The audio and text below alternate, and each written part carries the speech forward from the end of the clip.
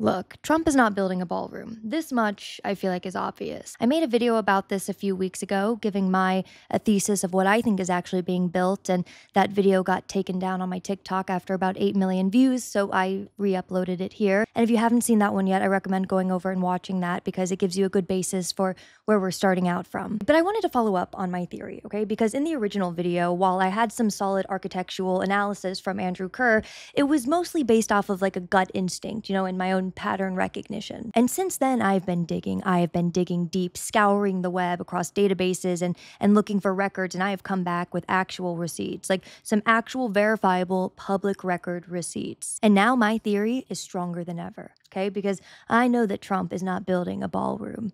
He's building an underground data center, and I have the receipts now to prove it. But really quick, if you want to read all of the sources and the documentation for yourself from this video, then they're all going to be linked at the bottom of my Substack, the Drey Dossier, and that's going to be in the description below. And your support means the world to me, so please like this video and subscribe to my channel because TikTok is slowly going to the bad place, and I'm trying to build my presence here on YouTube so that I can keep doing this kind of work with you guys. So sincerely, thank you all so much. And with that, let's get into it. So you're probably thinking, okay, well, where did you even come up with this idea, right? And to that I would say, well, where does one come up with any evil genius idea?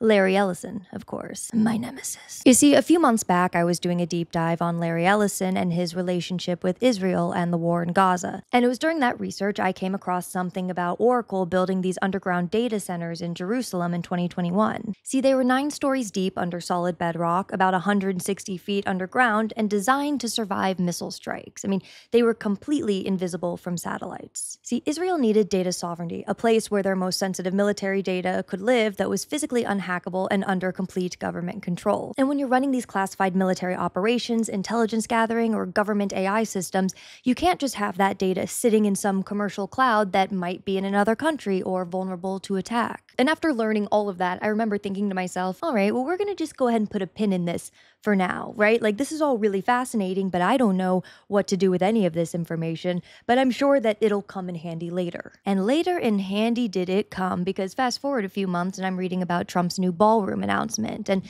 that pattern recognition side of my brain starts tingling. Why, you ask? Well, let me just read the specs out loud to you, okay? Because Oracle's underground facilities in Jerusalem were 90,000 square feet and cost around $319 million. Trump's ballroom is about 90,000 square feet and $300 million and climbing.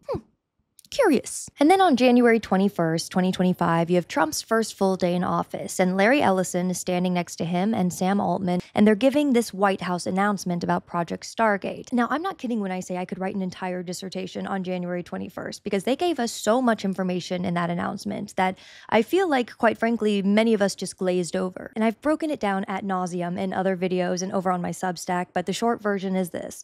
Project Stargate is this $500 billion AI infrastructure initiative for government operations, defense intelligence, and consolidating federal data across agencies. Because all of these AI initiatives Trump and his team keep launching need infrastructure. They need servers, power, cooling, and security. And then you look over to who's donating to Trump's ballroom project, right? And the coincidences just keep stacking up on one another. And so I'm sitting here thinking to myself, okay, if this is actually what's happening, right? If this is actually what's being built, then there's got to be some evidence somewhere. Like, you can't just build an underground data center without leaving any paper trail. And so I start digging, right? Because the first thing I want to know is who's actually building this thing. So their lead contractor is Clark Construction. And I went to their website to see what kind of projects they normally work on. And under their critical facilities division, here's what they publicly list. So you've got National Geospatial Intelligence Agency campus, a CISA cybersecurity headquarters, UCENTCOM headquarters at MacDill Air Force Base. I'm reading all of this thinking, okay, so these guys build some serious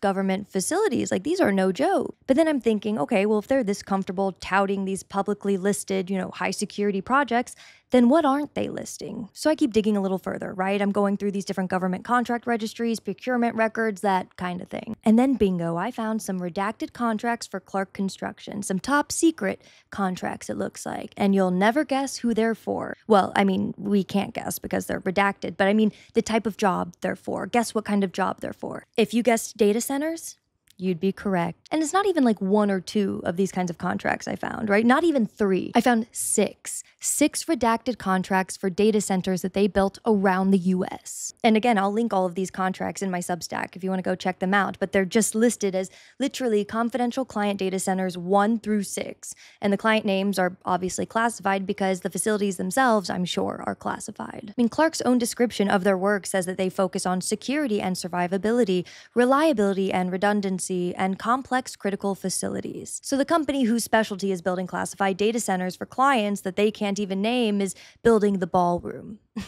Okay, sure, Jan, sure. And here's where it gets even more interesting, because Clark Construction holds a NAVFAC contract, Naval Facilities Engineering Systems Command, with a $950 million ceiling. And the way these contracts work is admittedly very clever. So the total value of these contracts is public, but the individual task orders, like the actual work that's being done, that can be considered classified, which means they can hide the true value, cost, and scope of projects by funneling them through these pre-existing military construction contracts. So not only do they specialize in classified data centers, but they have a mechanism to hide what they're actually building. And then on December 4th, something pretty wild happened. Trump fired his ballroom architect. His name was James McCreary, and he was this classical architect who designs these beautiful churches and historic buildings, designing buildings like the Cathedral of the Most Sacred Heart of Jesus and the Supreme Court gift shop. I mean, say what you will about the guy, but he's got range. But alas, Trump replaced him with a different architect, a guy by the name of Shalom Baranes. When I say I went to look this man up and my jaw dropped to the floor, so a little background on him. After 9/11, when the Pentagon needed to be rebuilt and hardened against future attacks, they hired Shalom Baranes. Yeah, this man designed the post-9/11 hardening project for the Pentagon, the secure wedges, the skiffs, the bomb-resistant architecture.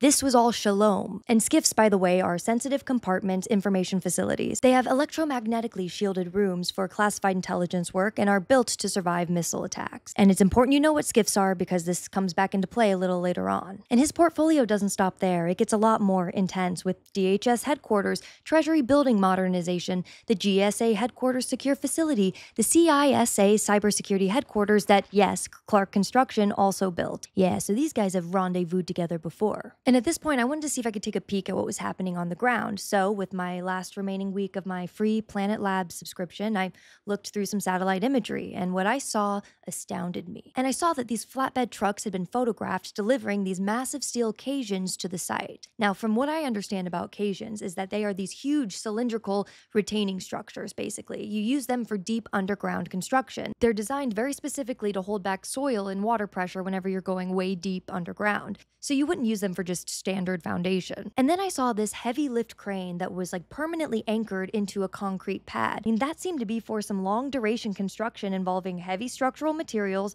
and lifts from a deep excavation pit. And all of this brought me to my next question, which is if this is actually going to be a data center, then that means they're going to need a massive amount of power. Because data centers consume insane amounts of electricity. So I started looking into what's been happening with DC's power infrastructure. And here is where it gets interesting. In August and September of 2025, just weeks after Trump's announced the ballroom in July, PEPCO filed emergency requests for infrastructure work near the East Wing. And this called for an emergency relocation of water infrastructure, large-scale waterline modifications, and something called Champlain Substation Modernization, which I still haven't quite figured out what that means. But PEPCO's own language in the emergency filing says that there's a lack of alternative supply capacity in downtown DC. And now here's the thing about that. Downtown DC office occupancy has been declining since COVID. I mean, half the buildings are empty. In general, the commercial real estate market is shrinking, not growing. So where's this new massive power demand coming from? And speaking of infrastructure, DC Water increased their capital spending by $300 million, including a specific study of the Federal Triangle area. I found a post by the Washington Aqueduct, which is run by the Army Corps of Engineers, and they were warning that data centers are planning to use Potomac River water for cooling. So at this point, I've got the contractor who builds classified data centers, the architect who designs Pentagon bunkers, physical evidence of deep underground construction, and massive power upgrades along with massive water upgrades. And so the next question I have is, who the hell is funding all of this? Trump says it's being privately funded, and the White House put out a rough list of donors, although most of the amounts from those donors is unknown. So, I mean, really, they could be donating anything from checks to cash to Bitcoin to their own product, maybe. And when I was looking for more information about these donors, I saw that the Carrier Corporation was bragging about how they're donating an HVAC system to the White House ballroom. And so this is interesting because I looked into Carrier and I saw that they have a lot of different products. They have residential AC units, commercial systems, and all kinds of stuff listed on their website. But they also have something called Carrier Quantum Leap, which is specifically their data center solutions. Comprehensive energy efficient solutions for data center thermal management is what their website says. Now, if Carrier is donating an HVAC system and they're on a list with Microsoft, Amazon, Palantir, and all of these heavy hitters, then are they really donating a less than $100,000 ballroom AC system? Or are they perhaps donating the more expensive thing from their new line of solutions, the Data Center Thermal Management System? Because wouldn't that be a brag to say it's our thermal management systems that are cooling the White House data center? But that did get me thinking, like, if at least one company is donating a product on top of money, then I'm sure that there are others, right? I mean, who knows how many? So I decided to go through the donor list again, and this time with a different mindset, not looking for dollar amounts, but looking at what each of these companies do. And that's when I see one name jump out to me on this ballroom donors list, and that's Paolo Tiramani. And many of you may not be familiar with his name, but I'm sure you know his company, Boxable. Boxable is a Las Vegas company that makes these foldable prefab buildings, and they're about 375 square feet, and they come with electrical and plumbing already built in. Their whole pitch has been basically disaster relief and affordable modular homes. But if you start looking into what Boxable has actually been building for the government, well, it's not just disaster relief housing. That's right, I found contracts showing that they sent over 150 units to Guantanamo Bay in 2021 and 2022. That's right, they've been working on Class 5 military installations, and their SEC filings mention government exemptions from normal state regulations, which means they have clearance to work in classified DoD sites, evidently. And that's when I saw that their units come pre-installed with Faraday caging. That's right, electromagnetic shielding, the kind of thing you would need for skiffs. Remember skiffs? I told you to remember skiffs? Because think back to Oracle's underground facilities in Jerusalem. I mean, their own documentation shows that they use modular construction techniques for their own rapid deployment of internal infrastructure, prefabricated rooms that could be assembled quickly underground. And I'm seeing names like Caterpillar on this list where I'm sure that they've donated equipment like heavy machinery, excavators, and Caterpillar also makes industrial generators, the Cat 3516B models that provide over 100 megawatts of backup power. Union Pacific is also an interesting donor in that light because yes, they're a railroad company, but what many people don't know is they also own 1,400 miles of classified fiber optic cables that run along the railway right of way. And it's those fiber optic networks that the Department of Defense have as their secure telecommunications backbone, and it's because they're air-gapped from the public internet. And then you've got Microsoft and Amazon, Google, Palantir, like every major cloud computing and AI infrastructure company in America that matters. You've got Booz Allen Hamilton, who builds classified networks for the CIA and NSA, Blackstone installing over 200 megawatts of backup power infrastructure. And then I started thinking about who's not on the list. You know, Baccarat Cristal chandeliers, Versace, Hermes, Tiffany silverware, like Steinway pianos, the brands that would kill to have their name associated with the most elegant ballroom in America. I mean, the kind of luxury that screams White House state dinner. I mean, none of them are here. Which is when it all kind of clicked for me, because this is clearly not a list of donors for a ballroom. This is a supply chain for a data center. And if you're still not convinced about this data center infrastructure, well, Trump basically told us, October 22nd, 2025, in the Oval Office, the direct quote was, "We're also working with the military on it because they want to make sure everything is perfect, and the military is very much involved in this." The military is very much involved in the ballroom? Jesus Christ. Oh, well, then that explains why Pete Hegseth has been purging all of our gay service members because, you know, if there's one thing we know about straight men with a lot of testosterone, it's that they love giving their input on decorating ballrooms. It was just weeks after Trump said that very quote in the Oval Office that they fired the ballroom architect and hired the Pentagon guy. Okay, so what does any of this actually mean? Well, I think we should go back to the underground data centers in Jerusalem, because understanding why Israel built those might tell us why Trump is building one here, allegedly, supposedly, in my opinion. So Israel built those facilities for something called Project Nimbus, which is their government cloud infrastructure. And we've seen what this looks like in practice, right? I mean, the AI system that Israel's using in Gaza, the targeting systems, the surveillance infrastructure, the operational decision-making, and that all runs on this underground data center network.